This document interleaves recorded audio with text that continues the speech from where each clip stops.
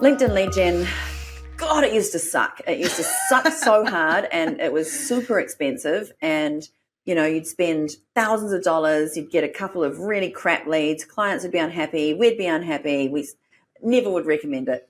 Then we kept trying. And to be honest, we tried with ourselves first. And back at the start of 2023, we had an absolute banger of a lead gen campaign. Hundreds of leads. It was insane. For about $5 a lead. And they were all the exact type of people that we wanted to talk to. Because also for that, our targeting was spot on. It was. We weren't fucking about. We were not fucking about. And as a result, I actually had to turn it off because as the salesperson, I then had to follow up these hundreds of leads. And I actually didn't have the capacity, and nor could we onboard this many people. So it was such a successful lead gen campaign. It got me thinking, well, obviously we've cracked the formula for ourselves. How do we then roll it out for our customers? And we have then, over the last 2 years, we have done this for all sorts of businesses, from recruitment businesses to food technology businesses to software, like consulting, everything. Everyone. And it is working for everyone. We've really cracked the code. We have one of our consulting clients we recently did a lead gen ad campaign for, and it was basically an ebook that they had written. I think within the first 2 months, we had 86 super hot leads, super hot, like the exact people that our client wanted to speak to. And we literally scooped them up in the net and delivered them straight to our client's door. It was great. It is amazing. And you just reminded me of a really important point. So once your lead gen campaign delivers people into your funnel, the work is only just beginning. Yeah. It's not done once they've come in via a gated piece of content or a webinar or something like that, which is how you do lead generation. You then have to use a metaphor, you've dropped them off at the front door. You've then got to open the door, welcome them in, offer them a hot cup of tea, sit them down, have a conversation, get chatty before you ask them to marry you. So that's the sales part of the process. So that's where the email nurture comes in. That's where the phone call comes in. You can't just spend the money, get them to download something, and then think that they're going to buy from you. That's where your retargeting ads come in.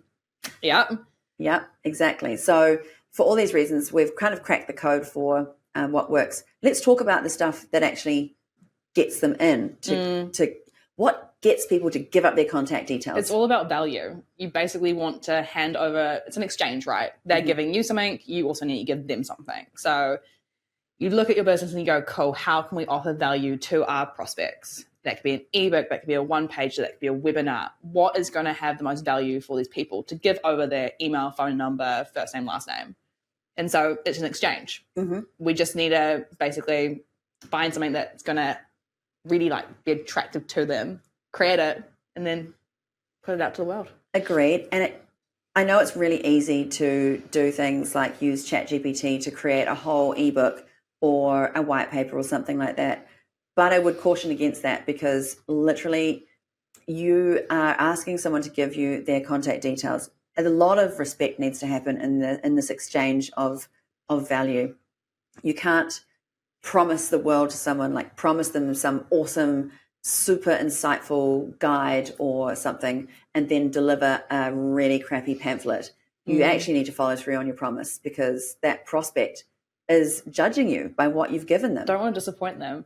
And something we can do as well to sort of make sure that they're actually going to see value in it is, you can, if it's like a ebook campaign, basically you can show the first 3 pages, how many ever pages you want, so someone can actually get a taste for what you're offering, go, cool, that's what I want to read, or that's worth of value to me. So we've all fallen into someone's funnel. I mean, I certainly give up my contact details for good content, and I also respect the hell out of a really good nurture journey. I'm so stuck in a Sabi Subri funnel. It's insane, but I love it. His content is, he's really nailed sort of a recipe that he's quite good at, but I'm stuck in that funnel. I don't know how to get out of it. You can't. You will be in that funnel for the rest of your life. I got sucked into that funnel like 5 years ago, and I think I've obviously been cleaned out of the... You're in the unengaged. I'm in this unengaged audience, but I do respect. I respect the work that they do there. But on the B2B side of things, you do need to respect the fact that people aren't necessarily going to have the time to, read this ebook right now. People have a lot on in their lives, and they'll probably download something, leave that tab open. I don't know about you guys, but I often have 50 tabs open, and then I'll close my laptop, and then that tab is forever gone. And so I need to be reminded that I did download that thing. And so a great way to do that is via an awesome personalized email nurture journey where the value from the ebook or guide or whatever it was is delivered to me in little bite-sized chunks via email. And you can also do that through Limblist, through LinkedIn, if that's a better touch point to these people too.